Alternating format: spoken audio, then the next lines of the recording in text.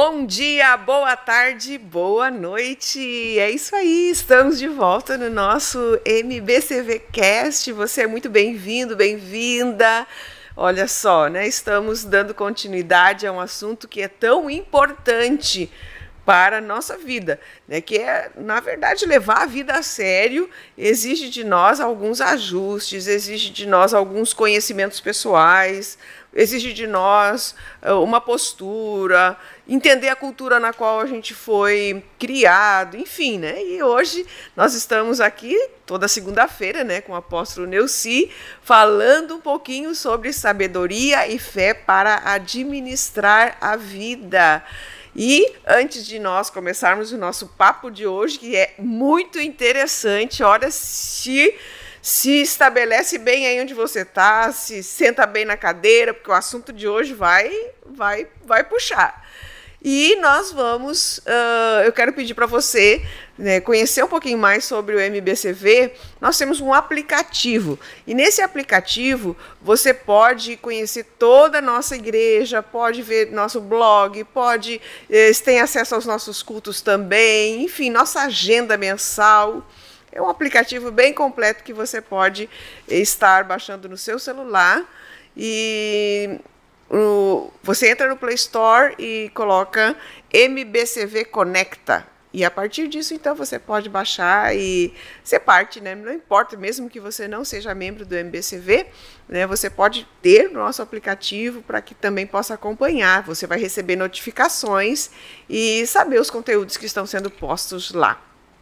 Bem, nós vamos falar com o apóstolo hoje, vou dar uma recapitulada rápida do que nós falamos na semana passada.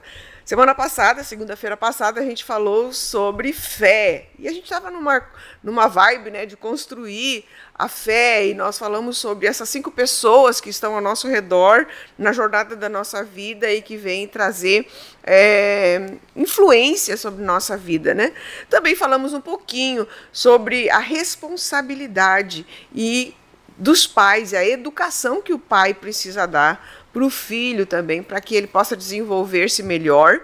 E terminamos assim o nosso assunto falando sobre a dependência dos pais, porque a gente falou sobre, como a gente está falando sobre fé para administrar, nós começamos a abordar esse assunto de quão importante é que os filhos, depois de chegarem à sua maioridade, tenham essa independência financeira e não fiquem totalmente ligados aos pais e dependendo dos pais. O apóstolo ainda falou, né, de que o pai dele já faleceu há mais de 30 anos, imagina se ele estivesse na dependência, né, do seu pai. Então, nós vamos hoje dar continuidade a esse assunto, né, pastor? Tudo bem? Bom dia, como foi seu fim de semana? Bom dia, pastor Eliane. Tudo tranquilo, um final de semana abençoado, acompanhando de longe os teus desafios lá no Paraná, junto com a liderança da Joade, e eu aqui tocando o piano para quem ficou. E graças a Deus estamos aí, uma nova segunda-feira, para nós construir alguma coisa. Nós precisamos aproveitar, remir o tempo, pois o tempo que estamos vivendo, Deus, pelo seu amor, pelos cuidados que Ele tem para com os seus, Ele nos tem orientado a trabalhar, a estudar, a ministrar, a aprender sobre a sabedoria para a gestão da vida. E nos últimos dias, o Espírito de Deus tem acrescentado algo a mais, porque a sabedoria para a gestão, realmente, mas sem a fé, tem muitos que se julgam sábios, sabidos, têm boa formação, se formaram em nível superior, sabe muito mais que a maioria, mas não tem fé para aplicar aquilo que aprendeu. O que faz realmente a diferença na vida é você desenvolver, aplicar a fé em cima do que você sabe.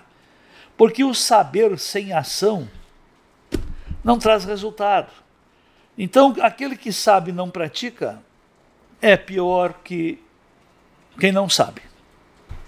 É isso aí, olha aí. E hoje a gente vai continuar esse assunto e eu quero fazer uma pergunta, pastor. O senhor tem dívidas? Olha, compromisso eu tenho, e muito. Dívida é aquilo que venceu e a gente não honrou. Então, não confunda entre planejamento, compromisso. Dívida, ela se torna uma dívida na nossa vida se venceu e a gente não honrou ou não renegociou. E o pior, que a dívida, aquilo que foi vencido, que tinha data, se transforma numa opressão, numa cobrança, primeiro, de consciência. Segundo, do próprio meio. Por que quem tem dívida desvia até o caminho? Procura não se aproximar daquela pessoa para quem ela é devedora. Isso eu posso levar para as 3 áreas da vida. Por que o crente deixa de cultuar a Deus? Porque está em dívida com Deus. Recebeu instrução, recebeu sementes, recebeu o perdão, orientação, recebeu aquilo que precisava, foi curado, foi abençoado, foi projetado, foi prosperado, mas aí deixou de cumprir os compromissos. Quero vos dizer que tudo que Deus dá tem um propósito. Se Deus te dá uma semente, é para você desenvolver a cultura daquela semente. Se Deus lhe prospera, é para você fazer parte da solução aonde você está. A prosperidade não é para consumo próprio. A prosperidade é para você se tornar efetivo, você ser solução, você protagonizar soluções, transformações e bênção na vida dos outros. Agora o senhor abordou um ponto, né? A gente poderia chamar de torturador emocional. A dívida é um torturador emocional. Porque a dívida, a primeira coisa que ela faz, que ela tira, né, da tua vida, é a paz. Né, pastor? Exatamente. E aí você começa nesse processo de questionamento e até de fuga. Exato. Né?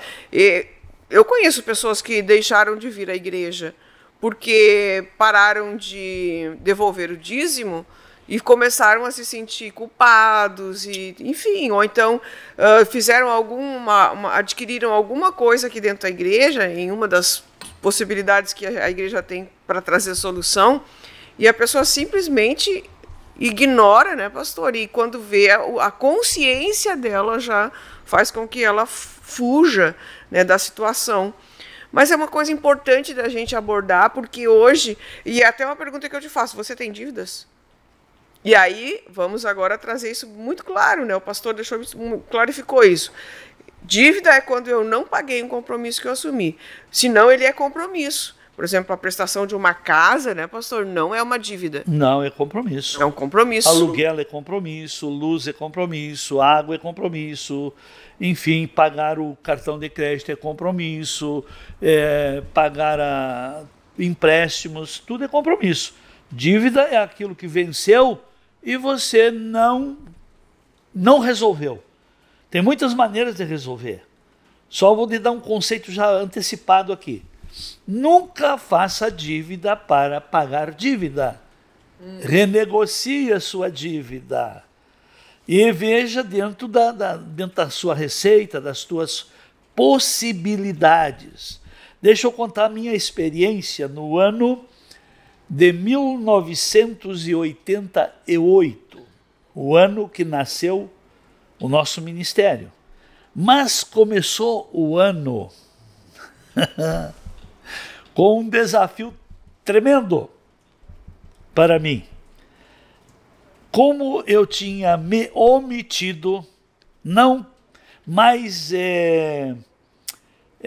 estar querendo servir a Deus, pois no ano de 1982, eu estava reunido com a minha família, e no ano de 1982, tinha 5 anos de comércio, e eu já tinha adquirido um patrimônio razoável, que aí, reunido em família, naquele Natal, eu resolvi abençoar a família. Fiz camiseta personalizada da loja, fiz sacolas esmaltada e comprei uma garrafa de champanhe e dei para todos os meus familiares na reunião de Natal. E nessa ocasião, um de meus irmãos lembrou do meu passado e usou da palavra em público. Observem, olha, quem diria que aquele grosso lá da Serrinha, interior de São Luís Gonzaga, hoje está concorrendo com as lojas Cavazoto. Quem se lembra das lojas Cavazoto? No final dela, eu fui mais longe que ela. Ela quebrou antes de eu, viu? Eu não quebrei. Eu parei para assumir o ministério. Aí, quando ele fez essa gozação, eu peguei o gancho e disse, olha, eu vou trabalhar mais 5 anos e eu vou me dedicar a servir a Deus. E a minha prosperidade continuou até mais, venceu 5 anos. E quando venceu 5 anos, eu não queria mais servir a Deus. Eu botei um sócio na minha empresa e passei para ele e eu fui me dedicando a outras coisas. Quando vi, levou as lojas à falência. E Deus me cobrando que eu assumisse o ministério, que eu assumisse o meu compromisso de servi-lo. E quando eu vi, cheguei a tal ponto que nem eu vendendo tudo o que eu tinha, inclusive esse sítio que eu tenho até hoje, eu já tinha naquele tempo, pagava as dívidas que as lojas tinham. Aí quando eu caí em mim, que veio a consciência que a minha falência era resultado da minha desobediência. Eu me voltei para Deus e pedi misericórdia e reassumi as lojas. Em 9 meses eu tirei da falência. E aí então eu procurei me desfazer das lojas e assumi o ministério em 1989. Então, eu tenho uma história sobre isso, que a gente quando faz promessas, tem compromisso, faz uma aliança, enquanto a gente vive dentro da aliança com Deus, da comunhão com Deus, de um compromisso com Deus, Deus guarda, Deus protege, Deus dá as provisões e as coisas caminham para frente. Mas no momento que a pessoa não quer mais o compromisso com Deus, Deus tira a mão e o diabo entra em ação. E é isso que aconteceu comigo, e isso continua acontecendo, porque o mundo espiritual é o mesmo, e a tentação que o diabo usa para as pessoas que têm algumas posses é para gastar as posses ou usufruir das condições financeiras para ostentar, para desfrutar em coisas e em lugares que Deus não faz parte. Então eu aprendi apanhando. Eu não me julgo sábio, eu me julgo inteligente, que eu aprendi muito com os meus erros. Hoje eu já uso um pouco da sabedoria, porque se eu vejo que alguém já quebrou a cara, por que eu vou quebrar a cara?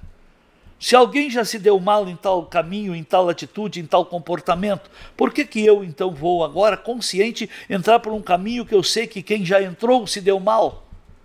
Então nós temos que aprender uns com os outros, partir dessa inteligência e aprender com os erros que já se teve e desenvolver a sabedoria, pois é ano da sabedoria para a gestão.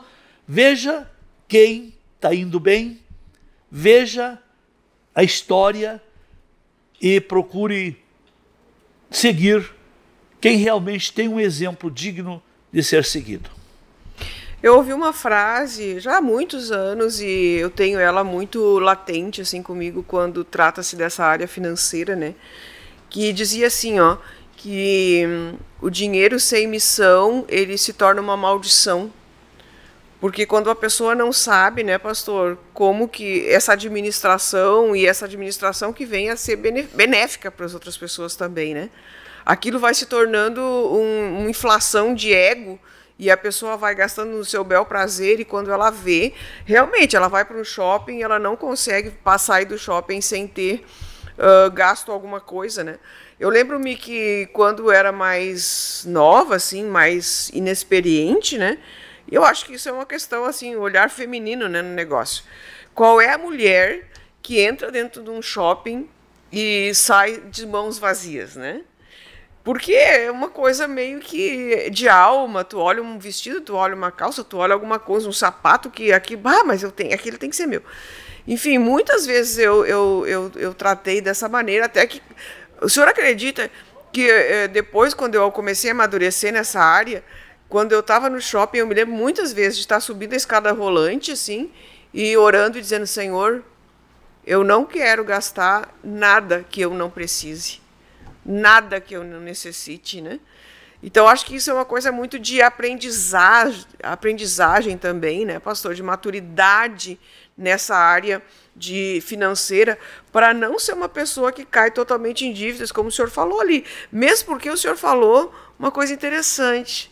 O senhor tinha dado uma palavra para Deus. O senhor tinha feito... Foi um voto que o senhor fez, né? E a partir do momento que o senhor começou a entrar na desobediência do tempo, né? Automaticamente as coisas começaram a dar errado. A bênção foi se afastando. Aquela aliança foi enfraquecendo e o diabo que nos assiste como é que se diz? Do mundo espiritual, que nos assiste das alturas, não está lá com Deus, mas está nas alturas, ele vê quem anda na obediência e quem não anda. Ele vê com quem a gente anda e ele, então, ele não é onipresente, ele não é onisciente, mas ele é estrategista, que das posições que ele se posiciona para sondar, por exemplo, vou pegar um exemplo bíblico, quando Jó se apresentou na presença de Deus, e Deus perguntou de onde o Jó estava lá, aliás, os filhos de Deus estavam lá, e Deus perguntou, e Satanás estava lá. De onde tu vem, Satanás? Eu estava passeando pela terra. Tu observaste lá o meu servo Jó? Sim. O que eu observei, que ele é obediente a ti porque tu dá tudo. E já querendo provocar Deus. Que a pessoa só serve a Deus por barganha. Não. Jó é um exemplo de filho de Deus que não servia a Deus por barganha. Ele servia a Deus por convicção de quem era Deus. Sem vê-lo. Apenas de ouvi-lo. E aí Deus foi permitindo, e o diabo desafiando, que se Jó perdesse os bens, ele ia se desviar. Se Jó ficasse doente, ele ia amaldiçoar Deus. E se Jó perdesse a riqueza que tinha, ele ia abandonar Deus. E Deus disse, não, pode tocar nos seus bens. Pode tocar na sua carne, só não toca na sua alma. Então a convicção, minha gente, a convicção é o que nos dá maturidade, equilíbrio, firmeza, certeza, persistência, força, coragem. É a convicção. E ele mesmo nunca tendo visto Deus, ele criou uma convicção de Deus e a respeito do governo de Deus, dos princípios de Deus, que como prova depois vieram os seus amigos, quando Jó passou a ser provado, vieram os amigos querer acusá-lo, que Jó foi injusto em alguma coisa. E Jó deu um banho de justiça, de ensino sobre justiça. Deu um banho de moral naqueles amigos que achavam que Jó estava sendo punido porque desobedeceu em alguma coisa. E Jó então justificou dizendo que nunca deixou um órfão sem ser atendido, uma viúva sem ser socorrido, e os princípios da justiça sempre foram a base de seus conceitos de vida. E ele mesmo passando pela prova, mas a convicção dele, e mesmo ele recebendo agora a prova mais íntima da própria esposa, quando vem para ele agora: Jó, tu ainda temes a Deus? Que vida é essa? Amaldiçoa esse teu Deus e morre. Mulher, tu fala que nem uma louca. Tu é uma barganhista.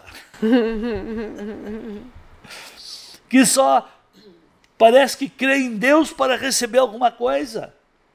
Só crê em Deus em troca de alguma coisa.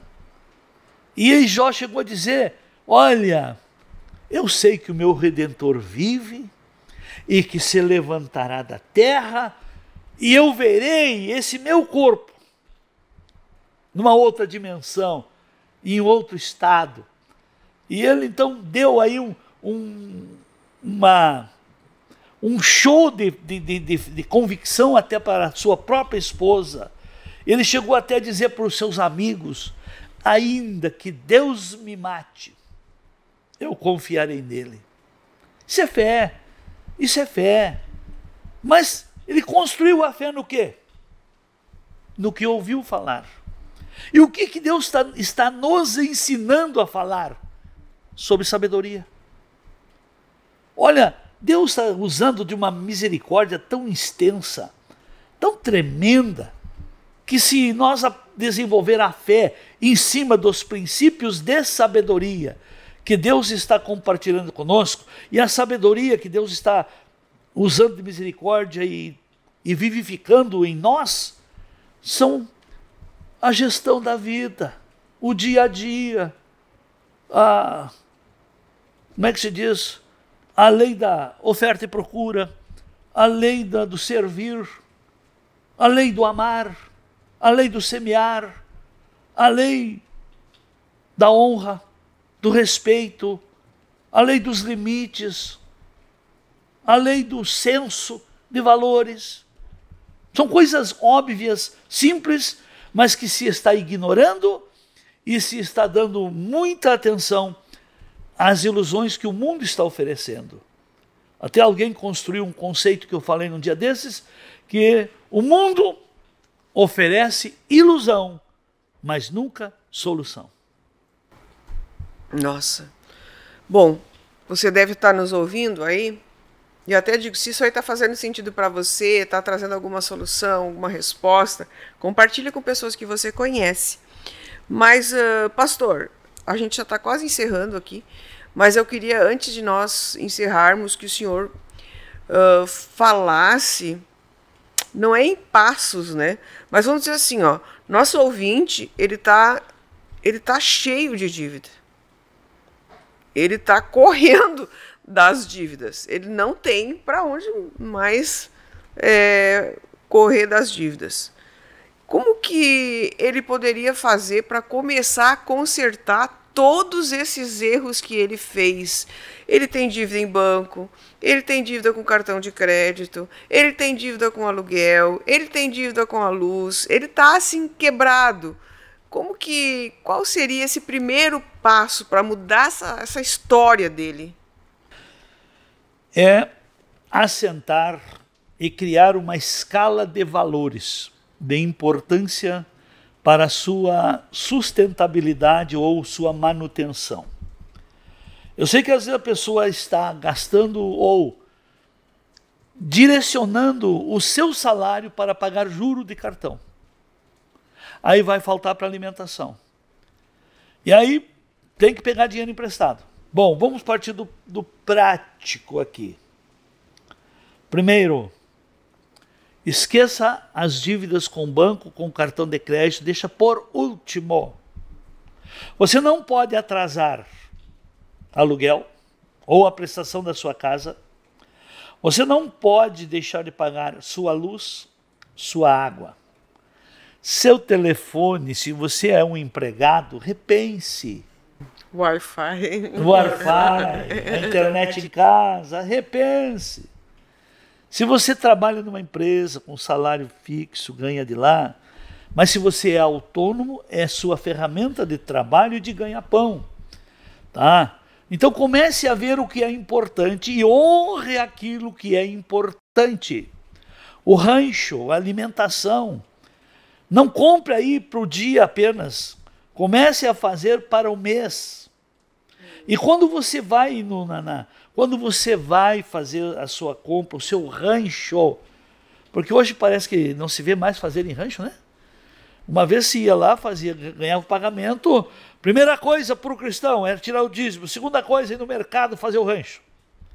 E aí planejava para o mês todo. Aquele produto que estava em promoção, compra para sobrar, que aí no outro mês você não precisa repor ele. E sempre o produto que está em oferta, compre para mais. Então comece a fazer isso aí. Não coma, não faça, não pague o alimento com cartão de crédito. Não abasteça carro com cartão de crédito.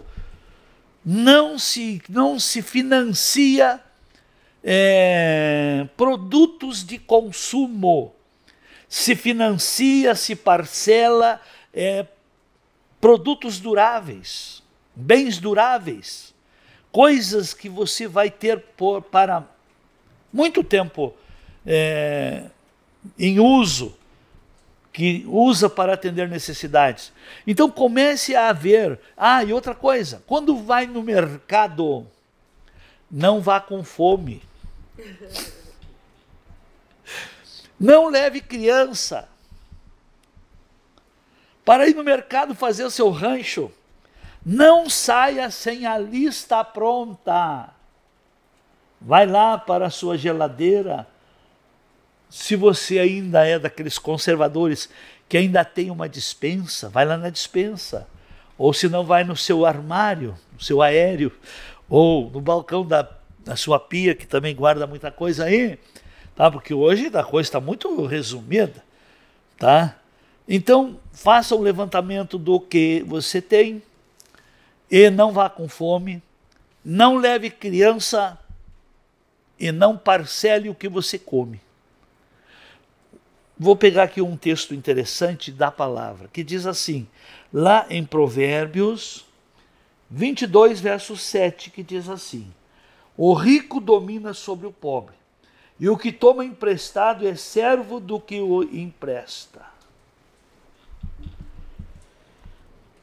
E é uma realidade, você que pegou dinheiro emprestado é servo, você que pegou dinheiro de AJ é servo, você que fez um financiamento é servo, você tem que trabalhar para dar o juro. E parcelar cartão de crédito, parcelar cheque especial, é o juro mais alto. Que se você fizer 3 parcelamentos, você vai criar uma prestação igual ao valor total da primeiro valor que você teve que parcelar. E aí parcelou em 10, 12 vezes. Como é que do que você vai comer quando partir para 4º parcelamento do cartão? Já a parcela que você vai pagar já é igual ao valor total de cada conta. E isso ficou acumulado. Você vai ter que fazer um jejum de uns 6, 7 meses. Não tem como. Tá? Então, aprenda. O básico não quebra ninguém. O básico não quebra ninguém. O salário mínimo é suficiente para você se alimentar do básico e ter muita saúde. O problema do endividamento são coisas supérfluas. São atender desejos de roupas, calçados, bijuterias, nem posso falar em joia, né? Mas bijuterias, que também já não está barato, passeios e coisa e tal. Sair aí com um grupo aí, sem destino, sem propósito, sem saber o quê, E aí então tem alguém com melhores condições, já pede alguma coisa lá e você não quer ficar para trás também. Come com o dinheiro que não tem. E aí vai empurrando para frente esses gastos sem entendimento, esses gastos sem sabedoria. Eu vi com os meus olhos pessoas ganhando um salário e pouco. Compraram o terreno, construíram casa, compravam na minha loja. Eu um dia encuquei, porque eu me dava bem com eles, comecei a me inteirar da história deles. O casal tinha apenas um filho. Eu quero ver o que eles comem. E eles foram no mercado, que era em frente à minha loja, fazer o rancho. E eu vi sair com o carrinho cheio, do básico. O arroz, o feijão, a massa, o azeite, o sal, o açúcar, a farinha de milho, a farinha de trigo. Agora eu pergunto, com isso aí não dá para fazer uma variedade de alimentação? O que é caro, tá? É querer churrasco. E ainda querem aqueles nomes bonitos que só os ricos comem. E aí? Não é por aí. Então te acorda. Seja um bom gestor. Porque eu falo para cristão, tem 2 devoradores, que infelizmente os 2 não poupam o cristão. Quando o cristão não é dizimista, vem gastos de farmácia, de concertos, de visitas indesejáveis, vem muitas perdas.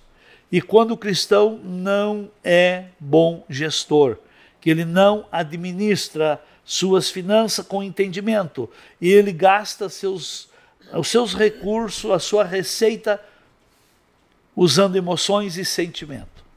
Então seja um bom gestor, como filho de Deus, um bom gestor, como cidadão.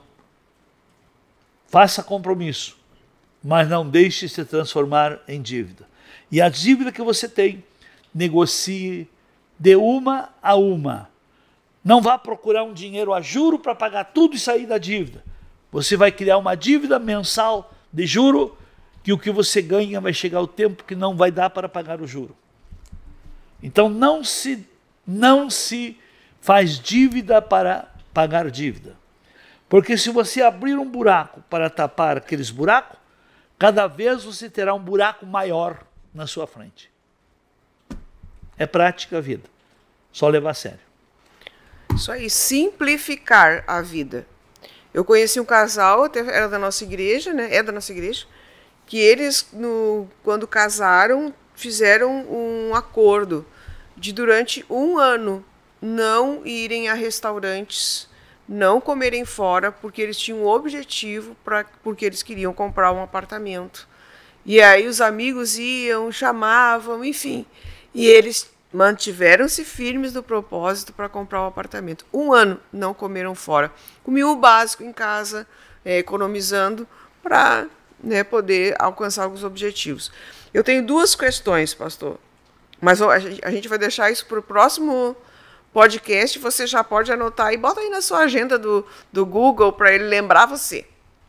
A primeira questão é: se um dos cônjuges ele gasta mais do que deveria, né? E a segunda questão, a gente pode falar isso no próximo podcast, se a pessoa, por exemplo, se a pessoa assim, ela está numa situação, eu não vou dizer de extrema pobreza, mas que ela ganha ali o salário dela e ela consegue se administrar dentro de um salário mínimo, um pouquinho mais, e vive uma vida normal, né? Tudo bem. Mas vamos dizer assim, que hoje, pelo que eu vejo, as pessoas mais endividadas nem são as pessoas que têm pouca renda, nem as que têm muita renda. As que têm muita renda também, né? Mas a classe média que está achatada no meio de tudo isso, né? Porque ela quer ostentar algo que ela não tem. Então, a pergunta que a gente deixa para o próximo podcast é válido fazer venda de alguma coisa para zerar dívidas? Não responde. Então aí, gente, você está convidado para a próxima segunda-feira ter essas duas respostas e a gente volta com vocês. Deus abençoe. Uma ótima semana. Pastor, quer dar a nossa finalização? Segunda-feira eu vou te contar uma experiência minha vivida, que foi um marco, que criou um divisor da minha mediocridade para um melhor nível. Até segunda. Deus abençoe.